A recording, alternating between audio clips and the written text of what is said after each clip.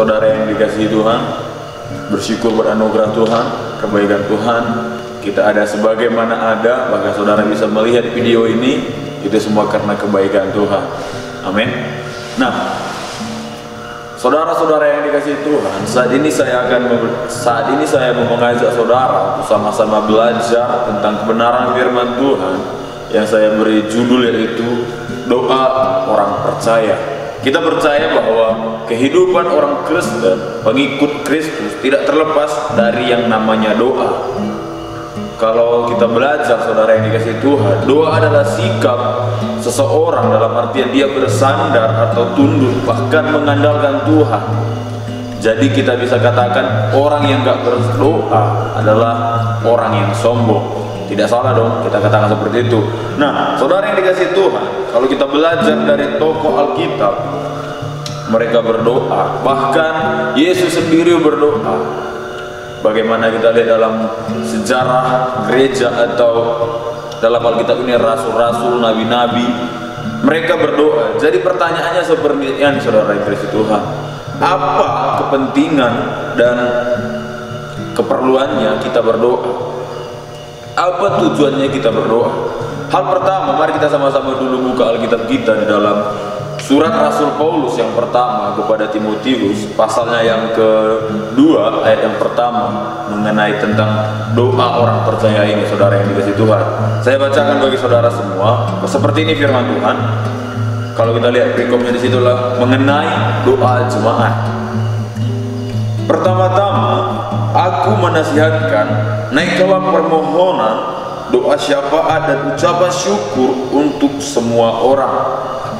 Saudara yang dikasihi Tuhan, di sini Rasul Paulus menasihatkan kepada Timotius untuk berdoa atau untuk menaikkan permohonan, doa syafaat dan ucapan syukur bagi semua orang. Kalau kita baca selanjutnya, di situ disinggung bagaimana kita berdoa syafaat, bahkan mengucap syukur bagi pemerintahan kita, bagi raja-raja kita. Untuk apa? Untuk kesejahteraan kita yang ada di dalamnya. Tapi perlu kita ketahui bersama bahwa berdoa bukan hanya sekedar bicara, bukan hanya sekedar memohon kepada Tuhan dan lain sebagainya. Tetapi berdoa adalah suatu yang harus kita lakukan. Berbicara yaitu bagaimana tingkah laku kita harus selaras dengan kehendak Tuhan, harus selaras dengan kebenaran firman Allah. Saudara yang dikasihi Tuhan, inilah menjadi persoalan utama dalam kehidupan kita dalam hal berdoa. Berdoa itu bukan sekedar hanya menaikkan permohonan kepada Tuhan, tetapi bagaimana sikap kita dalam berdoa. Apakah kita sudah benar? Apakah hidup kita sudah sesuai atau selaras dengan kebenaran firman Tuhan? Selanjutnya, saudara yang dikasihi Tuhan, paling penting di sini bagaimana tingkah laku kita, bagaimana kehidupan kita, seperti yang saya singgung di depan tadi. Apakah tingkah laku kita itu sudah sesuai dengan kebenaran firman Allah? Jangan kita hanya berdoa hanya dalam kesesakan, tetapi dengan sengaja kita tidak berdoa pada waktu kita berada dalam zona nyaman. Kalau kita lihat dalam faktanya, saudara yang dikasihi Tuhan, orang biasanya malas atau dengan sengaja tidak berdoa pada saat dia mengalami keadaan yang baik-baik saja, dalam kelimpahan, dalam hidup tidak ada pergumulan. Tetapi tak kalah menghadapi yang namanya permasalahan, pergumulan saat dalam kehidupannya, di situ baru dia datang berdoa. Inilah yang tidak sesuai dengan kehendak Tuhan. Inilah yang tidak dikehendaki oleh Tuhan dalam kehidupan kita, dalam sikap kita berdoa. Jangan kita jadikan Tuhan hanyalah opsi terakhir. Jangan kita datang hanya kepada Tuhan ketika kita mengalami yang namanya permasalahan dan pergumulan. Saat ini kita mau sama-sama belajar dalam kehidupan Timotius, bagaimana Rasul Paulus menasihatkan dia tadi tentang menaikkan permohonan, ucapan syukur itu.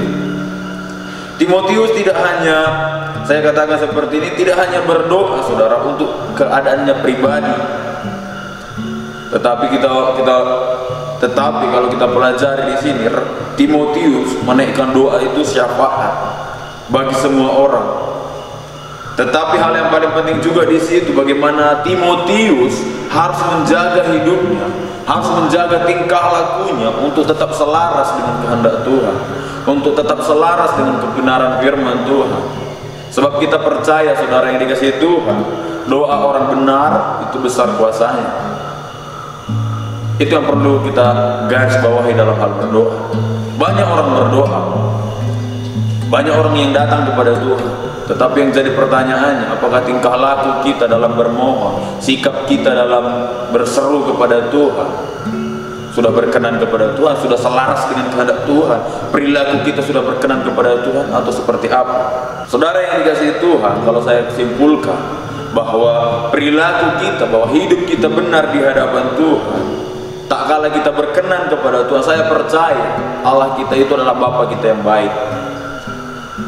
Seseorang aja tak kala orang itu berkenan kepada kita, tak kala kita memohon, orang itu pasti akan menolak. Apalagi Bapa kita, apalagi Allah kita. Jadi pertanyaannya dalam hal berdoa, dalam hal memohon, mari perbaiki dulu kehidupan kita, tingkah laku kita. Jangan kita datang kepada Tuhan hanya dalam pergumulan, tetapi dalam segala hal naikkanlah ucapan syukur kepada Tuhan. Bahkan tingkah laku kita, perilaku kita harus sesuai dengan kebenaran dan selaras dengan kehendak Tuhan.